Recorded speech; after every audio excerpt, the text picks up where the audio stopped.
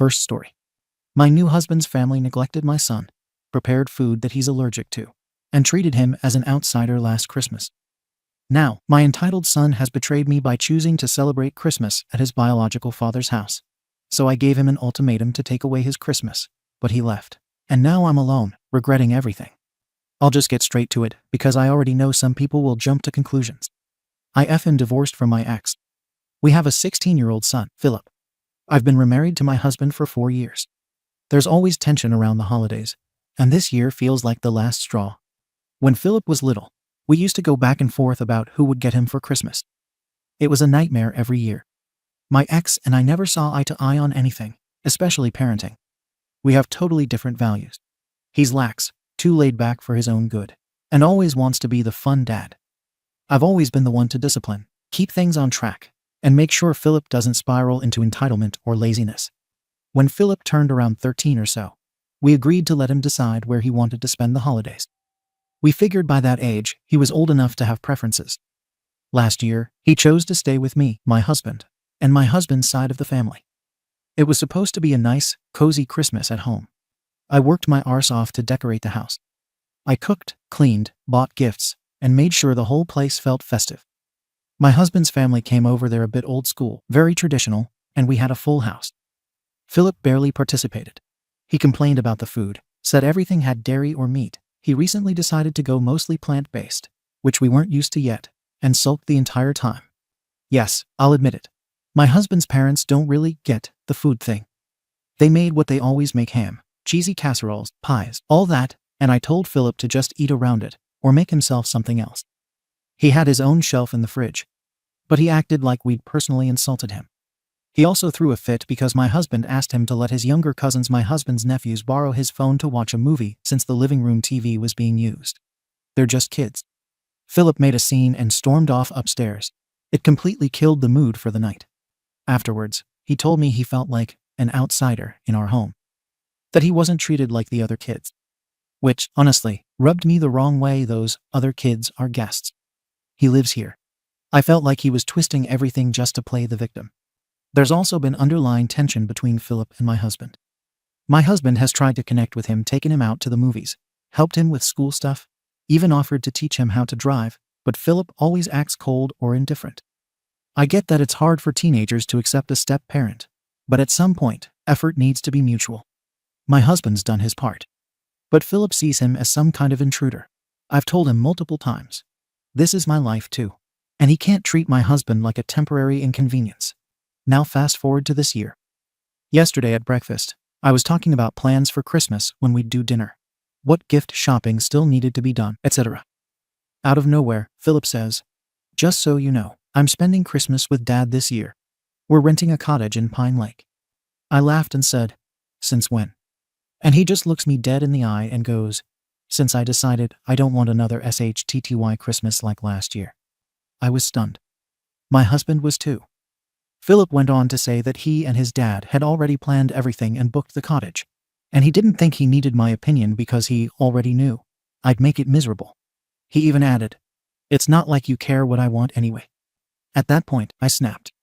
I told him it was completely inappropriate for his dad to make travel plans involving Philip without even consulting me. I don't care if he's 16, he's still a minor. He's still my son, and I should have been told, especially if it involves travel. What if something happened out there? What if there's an emergency? Philip got defensive and said I was trying to ruin everything. I told him flat out that he was the one ruining Christmas for us, for me, for my husband, for the family.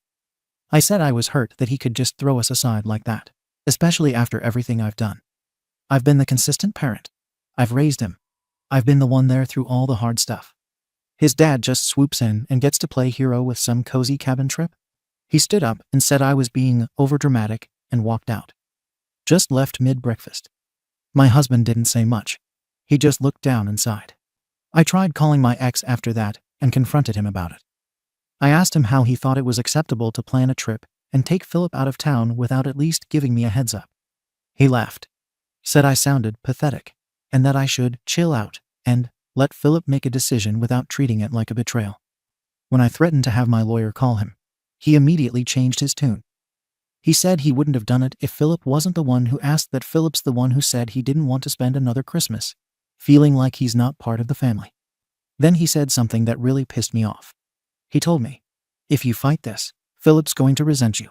Just let him enjoy his holiday." Like I don't want my son to enjoy his holiday. Now Philip's barely speaking to me. He's been in his room and barely comes out except for school or dinner. My husband tried talking to him, but it didn't go anywhere. I heard him say, "Christmas doesn't feel like Christmas without you." But Philip didn't respond. And here's the thing that's eating at me. He didn't even try to compromise. He didn't say, "Can I spend Christmas Eve with Dad and come here for dinner?" Or, "Can we all do something together before or after?" No. He made a unilateral decision and acted like I didn't even matter, and I'm just supposed to swallow it. I told Philip this isn't how family works. You don't just opt out because you didn't get your way one time. He shot back that it wasn't one time, and that he's always felt like a guest here, not like he belongs. That comment hit hard because it felt rehearsed, like something his dad would feed him. Philip never even told us last year bothered him this much.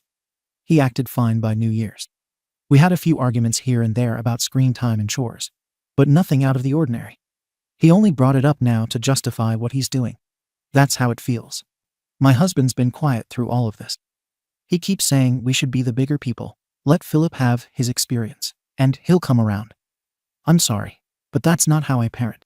I don't believe in just letting kids run decisions with no accountability. Philip's whole attitude has shifted over the past year. Since turning 16, he's been more distant, borderline disrespectful. Leaves dishes everywhere. Responds with whatever when asked to do something. Disappears into his room the second my husband comes home. I try to talk to him, but he shuts down or walks away. The cottage trip is just another way to check out. He gets to go be the center of attention at his dad's little Airbnb in the woods and pretend he doesn't have responsibilities or people who are affected by his choices. My husband and I sat him down again last night to talk. Tried to ask if he'd reconsider, maybe split time. He didn't say a word. I told him flat out that if he goes through with this, he's not just skipping a holiday, he's sending a message that this household doesn't matter. That he doesn't care how his decisions impact other people. No reaction. I've tried to explain to him that traveling with his dad isn't a minor thing. What if there are snowstorms? What if something happens? His dad has a history of not being careful. Missed a flight once on a school trip because he forgot the itinerary. Brought Philip back late from a weekend once and didn't answer his phone the whole day. I'm not just worried about being left out, I don't trust my ex's judgment. But that concern is dismissed as controlling. I'm not controlling. I'm being a parent. Now it's a week out from Christmas, and the whole atmosphere in the house is shot. I tried baking the cookies we usually make together. He ignored the smell and didn't even come downstairs. I put up the tree alone. My husband helped string the lights, but you could feel the tension. It's like there's a wall between us and Philip now. The worst part? My husband's nephews are still coming. His mum already confirmed. So now we're expected to play host to kids who don't even know Philip won't be here. And I get to pretend everything is fine while my own son ditches the holiday like it's optional. I know people will say, just let him go. He's a teenager. He should get to choose. But there's a line between freedom and disrespect. He didn't come to me. He didn't say, "Hey, can we talk about plans?" He announced it like it was a business memo. I wasn't consulted, and that's the part that keeps looping in my head. If this is what co-parenting looks like, where one parent gets to play Santa and the other is expected to smile and wave, then what's the point of doing things the right way? I followed the rules. I've kept consistent. I haven't tried to block Philip from seeing his dad or tried to poison him against that side of the family. I expected basic courtesy in return. I don't even care about the trip itself at this point. It's the disrespect, the secrecy, the fact that my ex encouraged this behind my back and now gets to look like the savior while I'm left here picking up the emotional mess. I didn't plan for a Christmas without my son. I didn't raise him just to be shut out like this. My husband's trying to keep the peace, but I can tell this whole thing is affecting him too. He doesn't say it, but I see the way he's stopped trying. He won't even go near Philip's room anymore. And of course, my ex is radio silent now. Won't answer texts. Hasn't confirmed exact travel plans. Probably thinks the less I know, the better. That way I can't stop it. He'll be the one posting happy pictures with Philip by the fireplace, while I'm here with a table set for someone who won't show up. I want to be clear, this isn't about punishing Philip. I'm not threatening to ground him or take his phone or anything. I haven't stopped him from going. But I will not pretend it's okay. I will not act like he didn't bulldoze over us, and that I'm supposed to just bake more cookies and smile through it. I want accountability. I want recognition that this hurts, that this matters, that you can't throw people away for one bad Christmas. So I asked my ex again today if there's any flexibility in the plan. Just a few hours of Christmas Day. He replied with a thumbs up emoji. That was it. No words, like I'm a joke. So now I'm stuck. Either I roll over and let him enjoy his experience like everyone keeps telling me, or I speak up and risk being seen as the bitter, controlling mom. I'm tired of being told to swallow things just to keep everyone else comfortable. I don't think I'm wrong for wanting a say in my son's plans. I don't think it's extreme to expect basic respect when it comes to travel or holidays. And I definitely don't think I'm wrong for not pretending like this didn't gut me. Ada? Comments. Comment 1. You know what stood out to me? Not the food thing, not the cabin trip, but the part where you said Philip ruined Christmas for you. The second he made a decision. That's a lot to dump on a 16-year-old. Imagine being a teenager, already feeling like you're on the outside, and then your mom says you're destroying her holiday because you want to spend time with the other parent. That's heavy. From the outside, it looks less like Philip is ditching us and more like Philip is escaping. He's not running to a cabin because of ham and casseroles. He's running from an environment where his needs aren't taken seriously and where even his boundaries like not sharing his phone get dismissed. A kid shouldn't have to be a guest in his own home. You're framing this as disrespect, but he's just making a choice you don't like. At 16, that's exactly what kids do when they've been ignored. They stop asking and start deciding. Comment 2. I'm not going to pile on you. I've got a teenage son too, split custody. I've been in your shoes where the other parent gets to be the fun one while I'm stuck doing the grind. It's brutal. And yeah, if my ex whisked our kid off to another state without a heads up, I'd be livid. Your right travel plans with minors should be a joint decision. But where you're losing me is how you reacted to Philip. You basically made this a referendum on your worth as a parent. He didn't say, I hate you. He said, I don't want another miserable Christmas. That's a cry for help, not a knife in the back. You keep saying you're consistent, but consistency isn't warmth. It's possible to be reliable and still leave a kid feeling like he's a visitor. Your husband may be trying, but everything you've described makes it sound like Philip's the one constantly adjusting, not the adults. That dynamic's exhausting for a teenager. If you want to salvage this, stop threatening lawyers and start asking why your kid feels more at home in a rental cabin than in your house. Comment 3. The part nobody's saying out loud. Your son doesn't trust you with his feelings anymore. That's why you got the I'm going with dad announcement instead of a conversation. He's learned that bringing up problems equals being shut down or guilted. That's not me guessing, you literally showed us. He said last year was miserable. You countered with, we made food, we tried, and he stormed off. Those aren't solutions, they're defenses. Your ex is a jerk for laughing at you, sure. But your son didn't pick this trip because your ex manipulated him. He picked it because he expects comfort there, even if it's superficial. That's telling. And about your husband, you wrote he tried to connect by taking Philip places, but every example is adult-led. Where are the examples of him respecting Philip's boundaries, giving him space, treating him like family instead of a guest? Teens can smell performative bonding a mile away. I'm not saying you're a bad mom.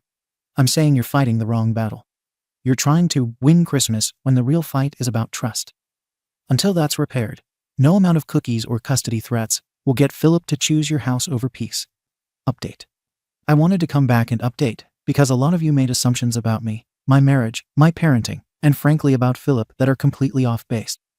I read them, and instead of reflecting like many of you demanded, it just convinced me how out of touch people are when it comes to actual parenting versus letting kids run the house. So here's what's happened since my original post. First off, I did not forbid Philip from going. I haven't stopped anything. What I did was try to put some structure into a situation that was completely mishandled by my ex. Travel plans involving a minor should be communicated between parents. That's not controlling. That's common sense. Everyone pretending like it's normal for a 16-year-old to just announce his Christmas destination without even a conversation is kidding themselves. After that breakfast incident, I sat down and tried to compromise. I told Philip he could go to the cottage if he agreed to FaceTime us Christmas morning, and then do a make-up Christmas dinner with us on the 28th. That's not a punishment. That's literally a bare minimum gesture of respect. He refused. Said, no, I'm not doing that. I don't want 2 Christmases. At that point, I told him directly, if you walk out on this family for Christmas, don't expect holiday gifts waiting here when you get back. If he's going to make adult decisions, he can handle adult consequences. Suddenly, that's financial abuse, according to some of you. No, it's called accountability. I also stopped paying for his extra spending money this month. Not to punish him, but because why am I funding outings and extras, while he openly treats me and my husband like we don't exist? My ex can pay for those things during their magical cabin trip, if it matters so much. He's the one who wanted to be the hero, let him foot the bill. Then there's the way people here trashed my husband and his family. That honestly disgusted me. My husband has gone out of his way to include Philip since day one. He's taken him to games, driven him to practices, and sat through school meetings. His family is traditional. They cook the same food every year. Sorry, they don't have a vegan gourmet chef hiding in the pantry. Philip isn't allergic, he just decided last year to go mostly plant-based. We gave him space in the fridge to store his own food. He could have helped plan the menu. Instead, he sulked and called the holiday terrible because his cousins wanted to watch a movie on his phone. That wasn't forcing him. That was asking a 15-year-old to be generous to younger kids for an hour. The way people here framed it like we made him hand over his diary or something is insane. I also reached out to family because I was tired of being the bad guy alone. I called my husband's mother and explained what was going on. She was shocked. She even called Philip to remind him how much he's loved, and that it would hurt us not to have him here. He hung up on her. So all these comments about guilt trips, newsflash. There's nothing wrong with a grandmother telling her grandson his absence would be painful. That's called being family. And yes, I drove to the cottage. I didn't show up banging on the door. I drove out there on Christmas Eve morning to check on him. I wasn't trying to ruin anything. I didn't go inside. I didn't even see my ex. I left a card at the front desk because I thought at least Philip could open something from me on Christmas. He never acknowledged it, not a text, not a call. Meanwhile, my ex is posting pictures of them ice, skating, baking cookies, and playing board games, all the things I've been trying to make happen here. He hasn't answered a single one of my messages about pickup time. The whole thing is so obviously staged to make me look like the worst mom. I'm already contacting my lawyer to have our holiday custody agreement re-examined. I'm not asking to ban Philip from his dad, but the way this went down isn't acceptable. There should be rules in writing about communication and travel. I'm not waiting until next December to watch this circus repeat. If that makes me controlling, fine. I call it responsible parenting. A lot of you seem to think Philip is some innocent little bird escaping an evil stepfamily. He's a 16-year-old who's been given every opportunity and still acts like a guest in his own home. My husband and I aren't perfect, but we've tried harder than most. We've gone to counseling. We've bought books on blended families. We've bent over backwards to include him. He's the one who won't meet us halfway. And no, I don't hate my son. I'm hurt. I'm angry. I'm exhausted from always being the consistent one, while my ex skates by as the fun parent. But don't twist that into me being abusive. If anything, I'm the only adult in this situation treating it like it has real stakes. I stand by everything I did. I gave Philip an out FaceTime and a make-up dinner. He refused. I made it clear there would be no gifts if he left. He left anyway. I stopped paying for extras. That's not revenge, that's boundaries. So before anyone tells me again to self-reflect, I already have. And my reflection is this. I'm a mum trying to hold a family together, while a teenager and an ex undermine it. Maybe I'm the arsehole in your version of events, but in my real life, I'm the only one doing the hard work. I'm still open to genuine advice. But if it's just roll over and let your kid do whatever, or blame your husband, save it. That's not happening. Update. I didn't think I'd ever post here again, but since some of you keep deeming me, and since my original post is still floating around with people calling me a monster, I'm going to explain exactly what's happened. Believe what you want, but at least hear it from me, and not from secondhand guesses. Philip is no longer living with me. That wasn't my decision. My ex filed a motion to modify custody in January, citing the child's preference and emotional safety concerns. He literally said I was abusive. The judge allowed Philip to testify privately in chambers, and within 3 weeks, the order changed. Philip is now with his dad full-time. I have scheduled visitation. On paper it's temporary, until the next review date, but everyone knows how these things go. A 16-year-old who's been given that much freedom isn't coming back. My ex's lawyer argued that Philip was old enough to make his own decisions, and that I was alienating him by putting conditions on gifts and visits. The irony. I was trying to teach him respect. Instead, the court calls it alienation. Do you understand how humiliating it is to have a stranger on the internet call you a narcissist, and then have your ex wave it around like a smoking gun? Everyone's saying get therapy like it's some magic wand. Guess what? I am in therapy. I've been in therapy since before the divorce. But therapy can't undo a biased legal system and a teenager being manipulated with a vacation rental and zero rules. This Christmas was my first without Philip. My husband went to his parents' house anyway because we'd already committed to hosting his nephews. I stayed home. I decorated, cooked, and put the presents under the tree. I wrapped Philip's gifts and set them aside in case he changed his mind. He didn't. I've read the comments calling me controlling, narcissistic, and abusive. The internet loves black and white villains. You all think because you read a few paragraphs you know the whole story. None of you were there at 3 a.m. when Philip had asthma attacks as a kid and my ex didn't pick up his phone.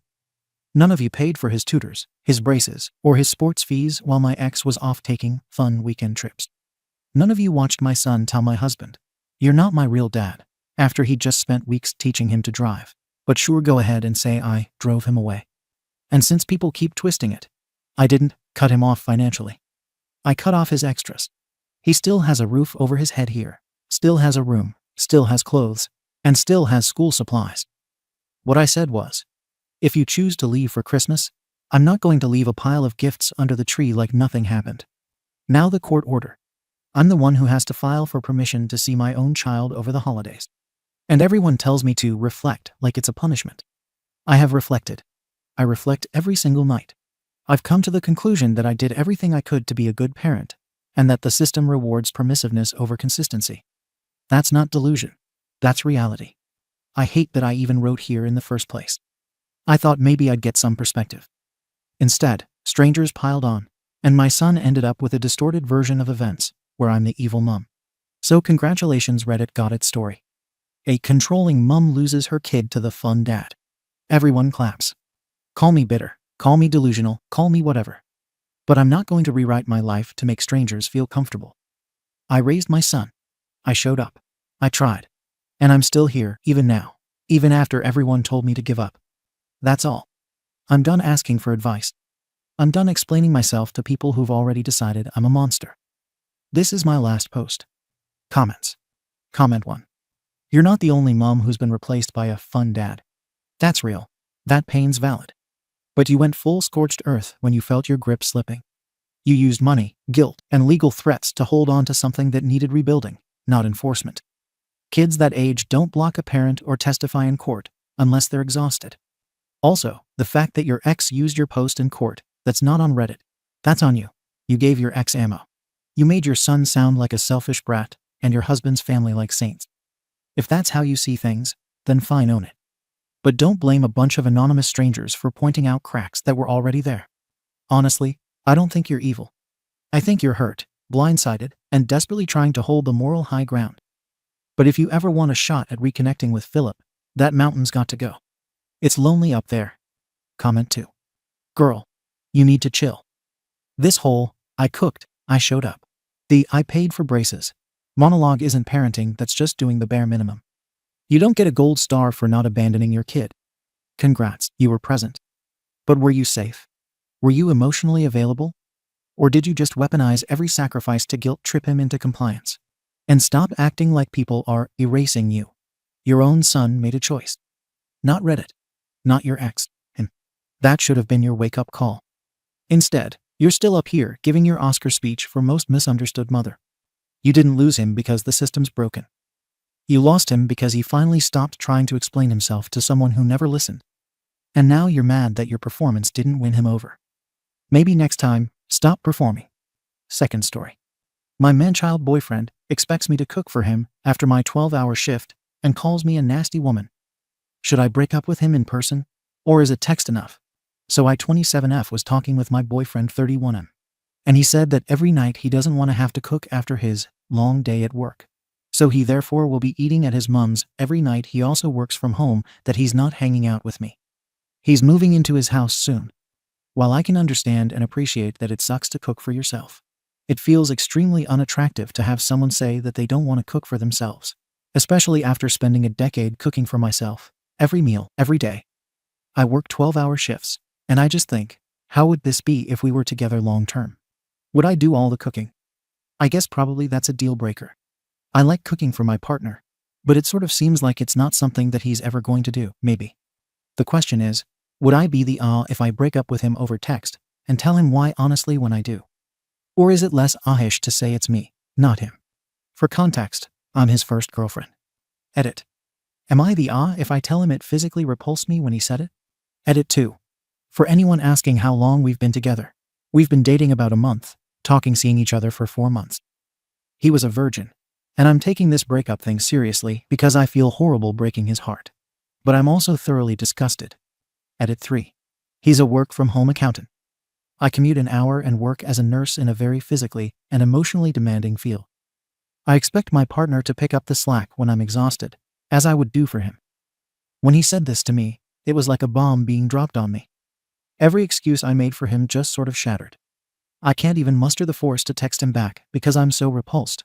But I have 3 night shifts coming up, so I guess I'll just pretend for now. Update.